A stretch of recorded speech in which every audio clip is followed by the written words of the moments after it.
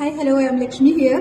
ഒരുപാട് ദിവസമായി on voice videos ഒക്കെ ചെയ്തിട്ട് അപ്പോൾ എൻ്റെ ഇൻബോക്സിൽ 2-3 സംശയങ്ങൾ എൻ്റെ ഫ്രണ്ട്സ് തന്നെയാണ് കേട്ടോ അത് ചോദിച്ചു. അപ്പോൾ അതിനൊരു ആൻസർ തന്നിട്ട് പോകാമെന്ന് കരുതിയാണ്. വേറൊന്നുമല്ല, ഇപ്പോൾ ഹെയർ കളർ എന്ന് പറഞ്ഞാൽ ഭയങ്കര ട്രെൻഡിങ് ആയിട്ട് മാറിക്കൊണ്ടിരിക്കുകയാണ്. എല്ലാവരും ഹെയർ കളർ ചെയ്യുക എന്ന് പറയുന്നത് എല്ലാവർക്കും ഒരുപോലെ ആഗ്രഹമുള്ള കാര്യമാണ്. അപ്പോൾ ചില ഹെയറിലേക്ക് നമ്മൾ ആപ്ലിക്കേഷൻ ചെയ്യുന്ന സമയത്ത് കളർ ക്യാച്ച് ആകുന്നില്ല. അപ്പോൾ അത് കാരണം ഭയങ്കര സങ്കടത്തിലാണ് ആൾക്കാർ തിരിച്ചു പോകുന്നത്.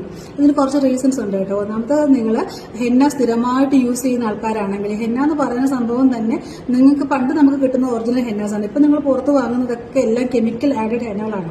ഇതെല്ലാം നമ്മൾ ഹെയറിലോട്ട് സ്ഥിരമായിട്ട് അപ്ലൈ ചെയ്തുകൊണ്ടിരിക്കുന്ന സമയത്ത് നമ്മുടെ ഹെയറിനകത്തേക്ക് ഒരു കോട്ടിംഗ് വരും. ഈ കോട്ടിങ് 1-2 അങ്ങനെ പൊയ്ക്കൊണ്ടേയിരിക്കും. അതിങ്ങനെ ഭയങ്കര ആകുമ്പോഴത്തേക്കും നമ്മൾ എന്ത് ചെയ്യും, കോട്ടിംഗ് കൊണ്ടിങ്ങനെ നിറയും. ആ സമയത്ത് നമ്മൾ ഇതുപോലുള്ള ഫാഷൻ കളേഴ്സോ അല്ലെങ്കിൽ ഹൈലൈറ്റ്സ് ഒക്കെ ചെയ്യുന്ന സമയത്തേക്ക് ഇതിനുള്ളിലേക്ക് പ്രവേശിക്കാനുള്ള, ഇതിനകത്തേക്ക് ഡെപ്പോസിറ്റ് ചെയ്യാൻ പറ്റത്തില്ല. കാരണം ഇത് ഓൾറെഡി കോട്ടഡ് ഹെയർ ആണ്.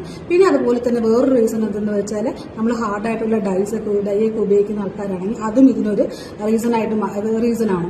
പിന്നെ ജെനറ്റിക് ആയിട്ട് ചില ആൾക്കാർക്ക് ഭയങ്കര ജെറ്റ് ബ്ലാക്ക് ആയിരിക്കും അവരുടെ ഹെയറിന്റെ കളർ എന്ന് പറയുന്നത്. അങ്ങനെയുള്ള ഹെയറിലോട്ടും ആപ്ലിക്കേഷൻ ചെയ്യുമ്പോൾ കുറച്ച് ബുദ്ധിമുട്ടായിരിക്കും. ഇതിനൊക്കെ ഒരു പരിഹാരം എന്ന് വെച്ചാൽ നിങ്ങൾക്ക് പ്യൂരിഫൈയിങ് ഷാമ്പു സ്ഥിരമായിട്ട് യൂസ് ചെയ്യാൻ പറ്റും. അപ്പോൾ ഇതൊക്കെ ഒന്ന് ലൈറ്റ് ആയിട്ട് വരും. ഹെന്ന ആണെങ്കിലും അതുപോലെ ഡൈ ചെയ്യുന്ന ഹെയർ ഒക്കെ ആണെങ്കിലും കുറച്ചൊന്ന് ലൈറ്റ് ആകും.